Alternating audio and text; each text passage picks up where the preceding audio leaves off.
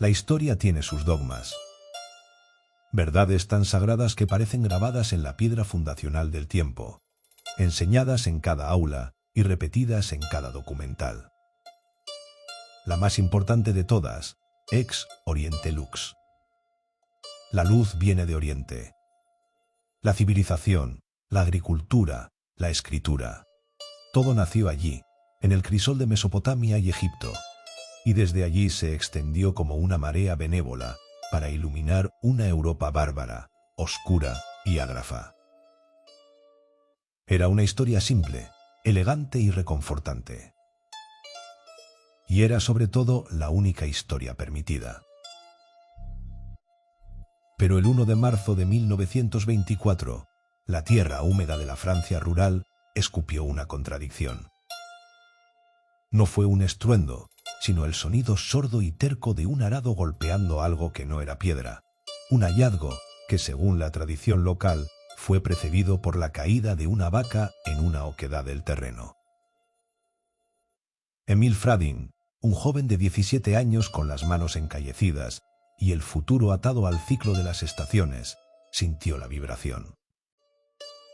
No sabía, no podía saber, que ese golpe sordo era un eco del pasado profundo, una llamada que lo convertiría en el centro de una tormenta que duraría un siglo.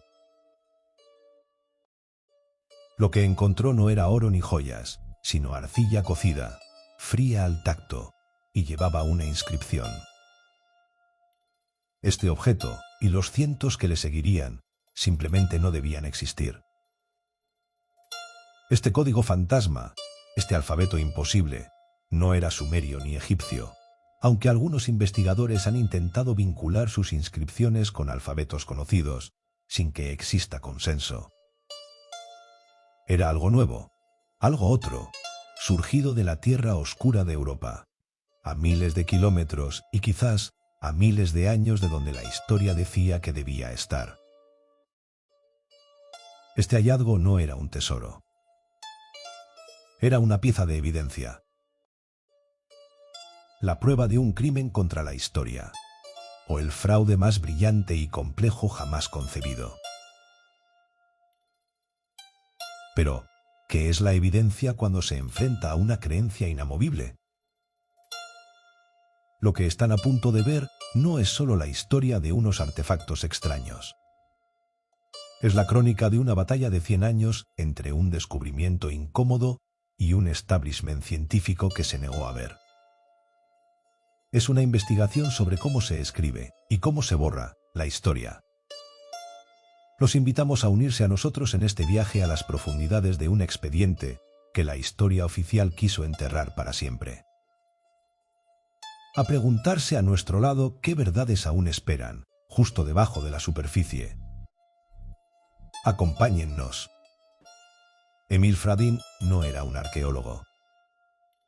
Su mundo era el olor a tierra mojada, el peso del arado, la promesa de la cosecha. Un mundo aislado y sencillo que estaba a punto de colisionar con una complejidad que lo superaba. Aquel día, junto a su abuelo, no solo encontró una tablilla. Desenterró una fosa ovalada de 3 metros, revestida con tejas que ningún vecino había visto antes. Dentro, un caos ordenado, huesos humanos y de animales, ídolos de piedra, cerámica decorada. Y el código. Símbolos que parecían letras, pero que no pertenecían a ningún idioma conocido. Emil no desenterró una fortuna, desenterró una pregunta que lo perseguiría toda su vida. La noticia, como un rumor en el viento, llegó a oídos del doctor Antonin Morlet, un médico de la cercana Vichy, hombre de ciencia y de una curiosidad insaciable por la arqueología. Morlet vio lo que otros ignorarían, no el hallazgo casual de un campesino, sino un patrón, una posibilidad científica. Juntos, el granjero que conocía la tierra y el doctor que confiaba en el método, formaron una alianza improbable, convirtiéndose en un símbolo del conflicto entre amateurs y la academia tradicional. Morlet, arriesgando su reputación, financió excavaciones sistemáticas entre 1925 y 1938. Aplicó un rigor casi médico para documentar cada hallazgo, instruyendo a Fradin sobre cómo preservar la integridad del yacimiento, aunque sus métodos serían más tarde criticados por una falta de documentación estratigráfica precisa. La correspondencia entre ambos revela la seriedad de su empresa, convirtiendo al joven descubridor en el guardián consciente del sitio.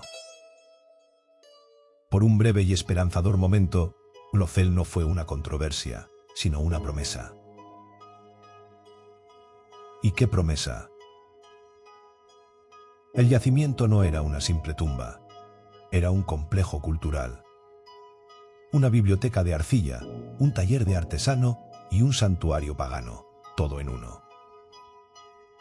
Las excavaciones sacaron a la luz una variedad asombrosa. Más de 100 tablillas con el alfabeto fantasma, ídolos de cerámica con rostros inquietantes, a veces sexuados, a veces andróginos, grabados de renos que parecían ecos de un arte magdaleniense perdido en la noche de la Edad de Hielo.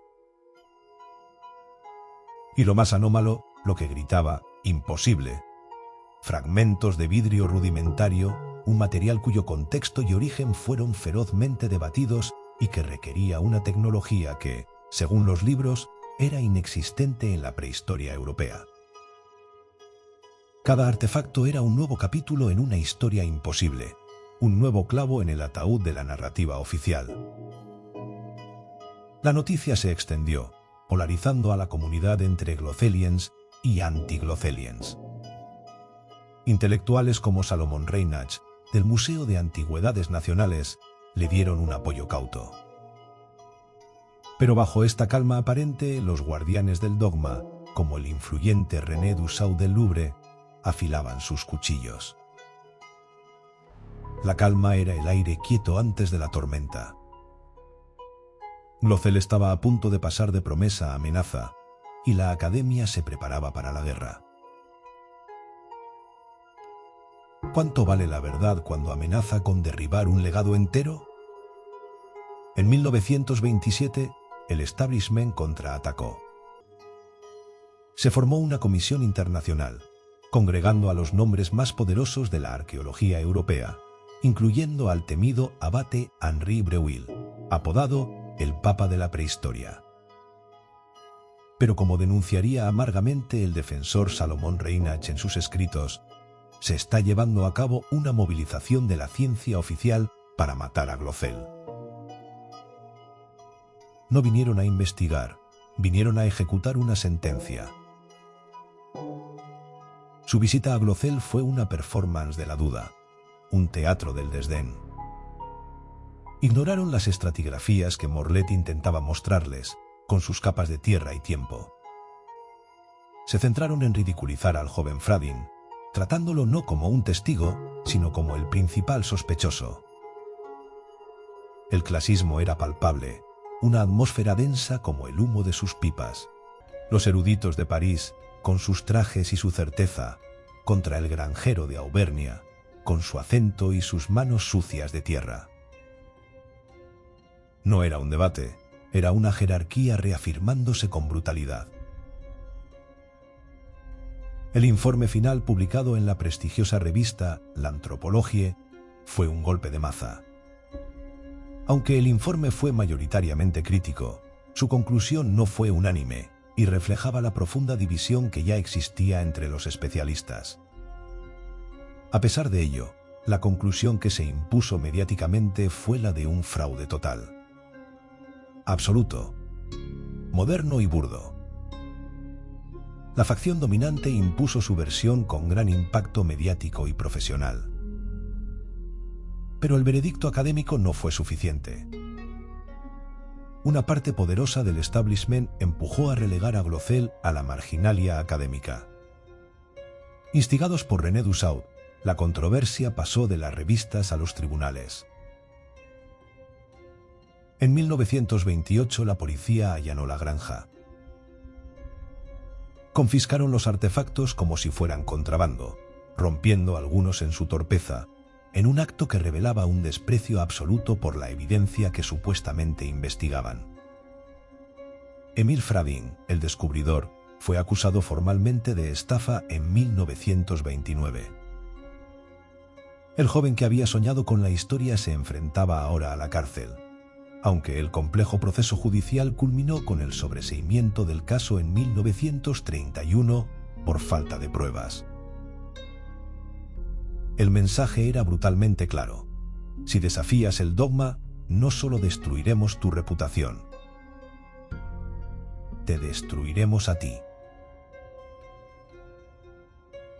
A veces la ausencia de pruebas no significa inocencia, sino el éxito de la intimidación. Y entonces, el silencio. Un silencio pesado que duró casi 50 años. Glocel se convirtió en una nota a pie de página, una anécdota vergonzosa sobre fraudes que se contaba en las universidades para advertir a los estudiantes. El mundo cambió, pero Glocel permaneció congelado en el tiempo, estigmatizado. Pero la ciencia, a diferencia del dogma, evoluciona. Y en los años 70, dos tecnologías forenses, nacidas de la era atómica, entraron en el ring para librar una batalla póstuma. En una esquina, el campeón establecido, la datación por carbono 14. Aplicada a fragmentos de hueso encontrados en el sitio, los resultados parecieron dar el golpe de gracia. Fechas medievales, incluso modernas. El fraude, al parecer, quedaba científicamente confirmado. El caso estaba cerrado. Pero en la otra esquina, un nuevo y poderoso contendiente, la termoluminiscencia. A diferencia del carbono 14, que data la materia orgánica, susceptible a la contaminación en un sitio tan manoseado, la TL no data la vida. Data el fuego. Mide la radiación acumulada en un mineral desde la última vez que fue calentado a altas temperaturas, es decir, el momento exacto de su creación. Cuando laboratorios de élite en Oxford y Dinamarca aplicaron la TL a las propias tablillas y cerámicas de Glocel en 1974, los primeros análisis TL aportaron resultados inesperados que forzaron un replanteamiento serio. Para entender este choque de resultados, es clave saber que estas técnicas no son infalibles. El carbono 14 mide la muerte de un organismo, pero puede ser contaminado por material orgánico más reciente, como raíces o aguas subterráneas que se filtran. La termoluminiscencia mide la última vez que una cerámica fue cocida, pero sus resultados pueden variar según el tipo de arcilla o las condiciones de radiación del lugar donde estuvo enterrada. Ninguna de las dos ofrece una verdad absoluta, sino una ventana de probabilidad que los expertos deben interpretar, y es en esa interpretación donde a menudo reside la controversia. Los datos, aunque no resolvieron el caso de forma definitiva, fueron inequívocos en un punto. La cerámica era antigua. Las fechas oscilaban entre el 700 a.C. y el 100 después de Cristo, lo que obligó a replantear la hipótesis de un fraude totalmente moderno. La historia se negaba a morir. Esto nos obliga a considerar el argumento del superfalsificador. Para creer en el fraude, debemos imaginar a un genio criminal en la Francia rural de 1924, un Leonardo da Vinci del engaño. Este genio no solo debía ser un experto ceramista, sino también un lingüista capaz de inventar un alfabeto coherente, un químico que fabricara vidrio y un artesano que dominara el grabado en hueso. Y lo más increíble, debía tener un conocimiento profético de la física nuclear, cociendo su cerámica para que engañara a una tecnología que aún no existía. Era Emil Fradin, el granjero de 17 años. ¿Este genio? La complejidad del fraude se vuelve más increíble que la propia autenticidad. Llega un punto en que una explicación se vuelve tan compleja que deja de ser una explicación. ¿Y si hemos estado haciendo la pregunta equivocada durante un siglo? La pregunta no ¿es Glocel real? La pregunta fundamental, la que revela la verdad más profunda, es ¿por qué la reacción del establishment fue tan inmediata, tan coordinada, tan desproporcionadamente violenta? La llave maestra de este misterio no es un artefacto. Es un patrón de comportamiento. Y la llegada de la termoluminiscencia es la prueba de este patrón. Cuando esta nueva y robusta ciencia demostró que la cerámica era antigua, ¿acaso la Academia Francesa celebró la resolución del enigma? No. Algunos especialistas cuestionaron las metodologías y la interpretación de la TL, y el debate continuó. Lo trataron con una hostilidad que recordaba a la que habían dirigido a Fradin 50 años antes. Y aquí es donde la historia se vuelve realmente oscura. Porque revela una posible motivación. En varios episodios del expediente hubo señales de que defender marcos teóricos y reputaciones pudo haber pesado tanto como la búsqueda de pruebas. Se trataba de proteger el paradigma ex oriente lux. Proteger sus carreras, sus libros, su visión del mundo. Textos y correspondencia de la época revelan frases y actitudes que expresaban el temor a un impacto grande sobre la prehistoria tradicional, como la advertencia atribuida a Dussault. La autenticidad de Glocel significaría que el ABC de la prehistoria es falso. No podían permitirlo. Así que, sea Glocel real o no, el expediente muestra un patrón recurrente de rechazo y hostilidad profesional que merece escrutinio. Y es ahí, en ese patrón, donde reside la verdadera historia. La historia de Glocel no es una reliquia polvorienta. Es un espejo inquietante de nuestro presente. Nos muestra lo aterradoramente frágil que es una verdad incómoda cuando se enfrenta al poder del consenso. Es un caso de estudio perfecto sobre lo que el filósofo de la ciencia Thomas Kuhn llamó resistencia al paradigma, la tendencia muy humana de las comunidades científicas a rechazar violentamente los datos que amenazan con invalidar su trabajo y su visión del mundo. La lucha de Emil Fradin es la lucha eterna entre la evidencia y la creencia. Su historia es la de Galileo, obligado a retractarse, o la de Ignaz Semmelweis, ridiculizado por proponer algo tan simple como el lavado de manos para salvar vidas. Y esa lucha no ha terminado. ¿Cuántos otros Glocels yacen enterrados, no en la tierra, sino en los cajones de los escritorios, en los archivos de las revistas, desestimados como anomalías o errores de medición? La resonancia de esta historia está en cada investigador que hoy teme publicar datos que contradicen la narrativa dominante. Para complicar aún más el panorama, entre 1983 y 1990, nuevas excavaciones por encargo del Ministerio de Cultura francés, resumidas en una publicación de 1995, concluyeron que Glocel es un sitio con una ocupación principal en la época medieval, pero con presencia de materiales de la Edad del Hierro, y que el conjunto probablemente incluye alteraciones y falsificaciones. La verdad, al parecer, es un desastre. Y más allá de la controversia, queda la pregunta más profunda. ¿Quiénes eran ellos? Los creadores de este código. Una cultura entera que floreció y desapareció, dejando solo este archivo críptico, este mensaje en una botella que ha cruzado el océano del tiempo. No podemos mostrarlos, porque la historia los borró. Solo podemos sugerir su presencia, el sonido de un martillo sobre hueso en la quietud del bosque, el brillo de un horno de cerámica en la noche, las sombras fugaces de un pueblo que la tierra se tragó.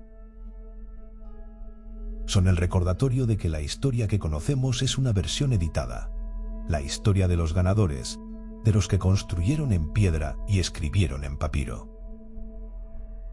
Pero cuántas otras culturas, cuántos otros lenguajes se perdieron en el silencio. Glothel es un homenaje a todos los pueblos sin nombre, a las historias que esperan la herramienta correcta para ser contadas. Son la prueba de que nuestro pasado es un océano mucho más vasto, mucho más extraño y mucho más poblado de lo que jamás nos atrevimos a imaginar. Y esto nos lleva a una reflexión final. El verdadero misterio de Glothel quizá no es quiénes fueron sus creadores o qué significa su alfabeto. Quizás la verdadera pregunta que esta historia nos obliga a hacernos es sobre nosotros mismos.